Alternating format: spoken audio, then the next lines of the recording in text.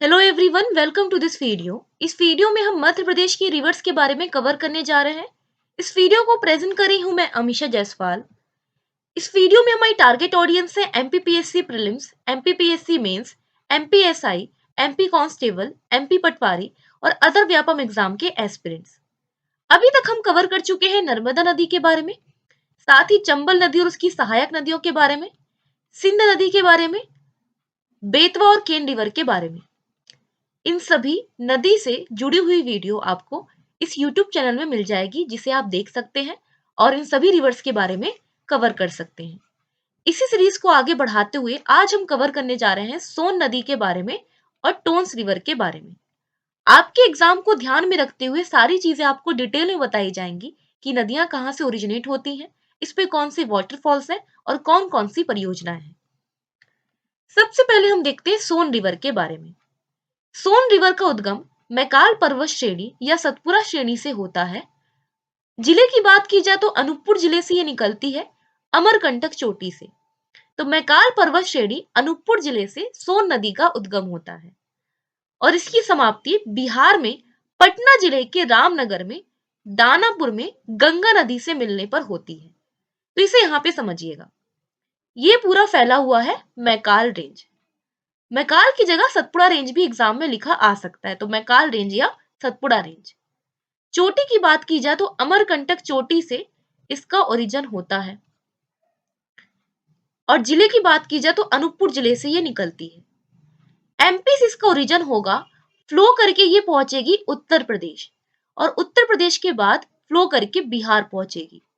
बिहार में फ्लो कर रही है गंगा नदी और बिहार में पहुंचेगी ये और गंगा नदी से मिल जाएगी दानापुर नामक स्थान में। दानापुर पटना के पास आपको देखने को मिलेगा, रामनगर के पास।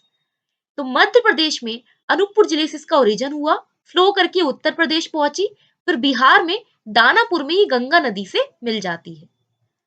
नेक्स्ट इसका प्राचीन नाम हम देखते हैं। प्राचीन नाम इसका नंद होगा, जो कि बहुत इंपॉर्टेंट है, बहुत कम लोगों को पता होता है। सोन नदी को हम नंद नदी के नाम से भी जानते हैं। साथ इसको सुवर्ण, सोनपालिका, स्वर्ण, सोनभद्र, सुभागति के नाम से जाना जाता है और हिरण्यवाद के नाम से हम जानते हैं। टॉलमी द्वारा इसे सोआ नाम दिया गया है। तो इसके प्राचीन नाम भी एस से शुरू हो रहे हैं, एस से सोन और एस से सुभागदी, सुवर्ण, सोनपालिका, स्वर्ण, सोनभद्र और सोआ। इसके अलावा नंद नाम भी है इसका और हिरण्यवाद भी इसका ओल्ड नेम होगा। तो यहाँ पे हमने इसके ओल्ड नेम देखे। यहाँ पे एक और पॉइंट याद रखना कि गंगा की सहायक नदी होगी सोन नदी। गंगा की ट्रिब्यूटरी इसे बोला जाएगा। सहायक नदी है क्यों? क्योंकि गंगा से जाकर मिल जाती है बिहार के दानापुर में। तो गंगा की सहायक नदी सोन नदी होगी। इसकी लंबाई देखते हैं 780 किलोमीटर है और मध्य प्रदेश में 509 किलोमीटर इसकी लंबाई होगी। टोटल इसकी लेंथ हो जाएगी 780 किलोमीटर और मध्य प्रदेश में इसकी लेंथ होगी 509 किलोमीटर। इसमें शामिल जिले होंगे अनूपपुर, जहां से इसका ओरिजिन हुआ, फिर हम देखेंगे शहडोल, सीधी और सिंगरौली। तो अनूपपुर से इसका ओरिजिन होता है, शहडोल, सीधी, सिंगरौली से होते हुए ये उत्तर प्रदेश पहुंचेगी और फिर बिहार पहुंच के गंगा में मिल जाएगी।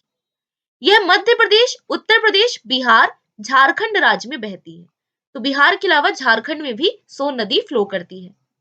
इसकी सहायक नदियां या ट्रिब्यूटरीज की बात की जाए तो घग्गर, गोपद, रिहंद, जोहिला, कन्हार और उत्तरी कोयल इसकी प्रमुख सहायक नदियां होंगी। इसमें रिहंद और जोहिला सबसे इंपॉर्टेंट सहायक नदी है, ट्रिब्यूटरी है। तो घग्गर, गोपद, रिहंद, जोहिला, कन्हार और उत्तरी कोयल इसकी सहायक नदियां हो जाएंगी। इसे यहाँ पे मैप में देखिएगा, ये हमारी फ्लो करती हुई जा रही है सोन नदी और सोन नदी फ्लो करके ये पहुंचेगी उत्तर प्रदेश। अनूपपुर जिले से इसका ओरिजिन होगा, अनूपपुर से होते हुए शहडोल, सीधी, सिंगरौली से होते हुए उत्तर प्रदेश ये पहुंचेगी और उत्तर प्रदेश के बाद बिहार पहुंच जाएगी। बिहार में हमारी फ्लो कर रही है गंगा नदी। तो ये गंगा नदी से मिल जाती है दानापुर नामक स्थान में। तो इस प्रकार ये गंगा की सहायक नदी कहलाएगी। और यहाँ पे आप देख सकते हैं इसकी प्रमुख सहायक नदी आपको जोहिला देखने को मिल रही है। जोहिला का एक बहुत ही इंपॉर्टेंट पॉइंट है, यहाँ पे देखिएगा। जोहिला मध्य प्रदेश की एकमात्र नदी है जो कि पूरब से पश्चिम की ओर बहती है, फिर पश्चिम से उत्तर पूर्व की ओर मुड़कर शहडोल जिले में सोन नदी से मिल जाती है। तो ये हम देख रहे हैं ईस्ट से वेस्ट डायरेक्शन में फ्लो करेगी, फिर वेस्ट से नॉर्थ ईस्ट डायरेक्शन में ये फ्लो करने लगेगी। तो पूरब से पश्चिम, फिर पश्चिम से उत्तर पूर्व की ओर मुड़कर शहडोल जिले में ये सोन नदी से मिल जाती है। इसे यहां पर देखिएगा, ये आपको दिख रही है जोहिला नदी। जोहिला नदी पूरब से निकल रही है, फ्लो करके ये पश्चिम दिशा की ओर जा रही है। पश्चिम के बाद फ्लो करते हुए ये उत्तर पूर्व की ओर मुड़ जाएगी, ये उत्तर पूर्व हो गया, और उत्तर पूर्व में ये शहडोल में सोन नदी से मिल जाती है। तो ये जोहिला नदी उत्तर पूर्व में फ्लो करते हुए शहडोल जिले में सोन नदी से मिल जाती है। और यहाँ पे आप देख सकते हैं ये है नेक्स्ट इंपॉर्टेंट ट्रिब्यूटरी रिहंद नदी। तो रिहंद नदी और जोहिला नदी दो प्रमुख सहायक नदियां होंगी सोन नदी की। नेक्स्ट हम देखते हैं सोन नदी कैमूर श्रेणी और छोटा नागपुर पठार के मध्य सीमा बनाती है या बॉर्डर बनाती है, बाउंड्री बनाती है। तो यहां पे इसे समझिएगा, ये कैमूर श्रेणी है आपकी और इसके बगल में हो जाएगा छोटा नागपुर का पठार। अब इन दोनों के बीच से होकर जाएगी हमारी सोन नदी, ये बीच से होते हुए जा रही है और इनके बीच बॉर्डर बनाती है। तो अगर एग्जाम में पूछा जाए कि सोन नदी किनके मध्य बॉर्डर बनाती है, तो कैमूर रेंज और छोटा नागपुर प्लेटू के बीच ये बॉर्डर बनाएगी। नेक्स्ट हम देखते हैं बिहार में सोन नदी पर 3559 मीटर लंबा नेहरू सेतु निर्मित है और बिहार के पटना के समीप सोन नदी पर कोइलवर नामक रेल सह सड़क पुल भी है। तो यहाँ पे बिहार के दो पॉइंट हमने देखे, बिहार में सोन नदी पर नेहरू सेतु है जो आपको ध्यान रखना है, और पटना के समीप सोन नदी पर कोइलवर नामक रेल सह सड़क पुल आपको देखने को मिलेगा। नेक्स्ट है सोन नदी उत्तर प्रदेश के सोनभद्र जिले में प्रवेश करती है और सोनभद्र जिले में ही रिहंद बांध परियोजना आपको देखने को मिलेगी। नेक्स्ट इंपॉर्टेंट पॉइंट, रिहंद जो इसकी सहायक नदी है, इसी पे हम देखते हैं रिहंद बांध परियोजना। यहाँ पे देखिए लिखा हुआ भी है, रिहंद परियोजना सोनभद्र में आपको देखने को मिलेगी। और जो रिहंद परियोजना है आपको देखने को मिलता है उत्तर प्रदेश के सोनभद्र में, और ये एमपी, यूपी और छत्तीसगढ़ की संयुक्त परियोजना बोली जाती है। रिहंद परियोजना एमपी, यूपी और छत्तीसगढ़ की संयुक्त परियोजना है। नेक्स्ट हम देखते हैं गंगा नदी की प्रायद्वीपीय भारत की सबसे बड़ी सहायक नदी सोन नदी होगी। यहाँ पे दो पॉइंट है, ध्यान से सुनिएगा। अगर ओनली बात की जाए गंगा की सबसे बड़ी सहायक नदी कौन सी है, तो गंगा की सबसे बड़ी सहायक नदी अगर पूछा जा रहा है तब आंसर हो जाएगा यमुना नदी, गंगा की सबसे बड़ी सहायक नदी है।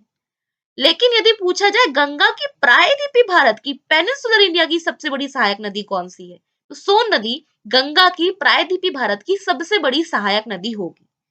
तो दो अलग अलग पॉइंट है, गंगा की सबसे बड़ी सहायक नदी यमुना नदी, गंगा की प्रायद्वीपीय भारत की सबसे बड़ी सहायक नदी सोन नदी। नेक्स्ट हम देखते हैं सोन नदी घाटी के सर्वेक्षणकर्ता निसार अहमद जी हैं।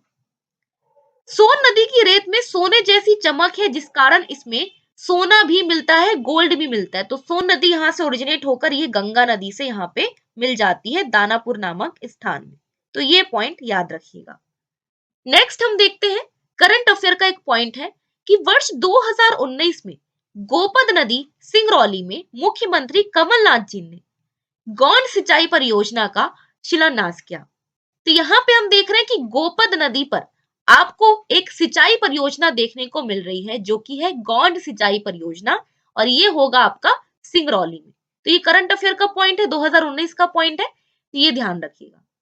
सोन नदी में सोन घड़ियाल अभ्यारण्य स्थित है जहां पे दुर्लभ प्रजाति के कछुए पाए जाते हैं। नेक्स्ट हम देखते हैं बाढ़ सागर परियोजना। बाढ़ सागर परियोजना शहडोल के देवलौंद में है सोन नदी पर, और ये मध्य प्रदेश, उत्तर प्रदेश, बिहार की संयुक्त परियोजना है। इसमें 2:1:1 करके पानी का बंटवारा होता है। इस परियोजना की शुरुआत की गई थी 1978 से 79 के बीच में। 435 मेगावाट विद्युत क्षमता है इसकी। 25 दिसंबर 2006 को अटल बिहारी वाजपेयी द्वारा इसे देश को समर्पित किया गया। ऋषि बाणभट्ट का आवास स्थल होने के कारण इसका नाम बाढ़ सागर परियोजना रखा गया। तो यहाँ पे आपको 3 परियोजना मैंने बताई। पहला तो हो गया रिहंद परियोजना जो कि आपको ध्यान रखना है, यूपी में सोनभद्र में होगा। दूसरा आपको बताया गौड़ सिंचाई परियोजना, तो गौड़ सिंचाई परियोजना सिंगरौली में होगा। तीसरा बाण सागर परियोजना शहडोल में हो जाएगा। और ये तीनों प्रमुख रूप से हमारी सोन नदी पर बेस्ड परियोजनाएं होंगी। रिहंद परियोजना रिहंद नदी पे, गौड़ सिंचाई परियोजना गोपद नदी पे और बाण सागर परियोजना सोन नदी पे।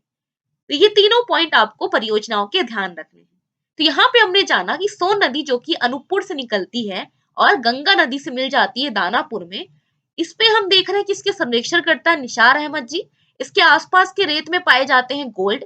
साथ ही हमने देखा इस पे बाण सागर परियोजना, गौड़ सिंचाई परियोजना और रिहंद परियोजना। नेक्स्ट हम आगे बढ़ते हुए, टोंस नदी का उद्गम विंध्याचल श्रेणी में कैमूर पहाड़ी से सतना जिले के मैहर से तमसा कुंड से होता है और ये उत्तर पूर्व दिशा में बहते हुए उत्तर प्रदेश के इलाहाबाद प्रयागराज के सिरसा नामक स्थान पर गंगा नदी से मिल जाती है। तो यहाँ पे हमने जाना कि टोंस नदी, हम देख रहे हैं कि रेंज फैला हुआ है विंध्याचल रेंज, विंध्याचल रेंज से निकलती है। और पहाड़ी की बात की जाए तो कैमूर पहाड़ी से इसका ओरिजिन होता है। जिले की बात की जाए तो सतना जिले से ये निकलती है, मैहर से, तमसा कुंड से। और उत्तर प्रदेश में ये इलाहाबाद प्रयागराज के सिरसा नामक स्थान पर गंगा नदी से मिल जाती है। इट मींस गंगा की सहायक नदी होगी टोंस नदी। नेक्स्ट हम देखते हैं ये 320 किलोमीटर लंबी है और मध्य प्रदेश में इसकी लंबाई 238 किलोमीटर होगी। तो टोटल लेंथ की बात की जाए इसकी तो 320 किलोमीटर, और एमपी में इसकी लंबाई की बात की जाए तो 238 किलोमीटर इसकी लेंथ होगी मध्य प्रदेश में। इसकी सहायक नदियां हैं बेलन, बीहड़, बबई, बेलाज, महाना और ओदा। इसमें प्रमुख वाटरफॉल्स भी अभी हम आगे देखेंगे। सबसे पहले हम देखते हैं टोंस नदी को तमसा नदी भी कहते हैं, तो ये भी इसका नाम है, ध्यान रखिएगा।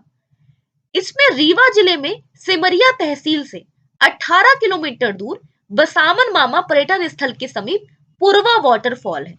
तो पुरवा वाटरफॉल हमको देखने को मिलेगा जो कि रीवा के सिमरिया तहसील में है, टोंस नदी पे या तमसा नदी पे। तो पहला वाटरफॉल हमने देखा पुरवा वाटरफॉल। नेक्स्ट हम देखते हैं बीहड़ नदी जो कि इसकी सहायक नदी है।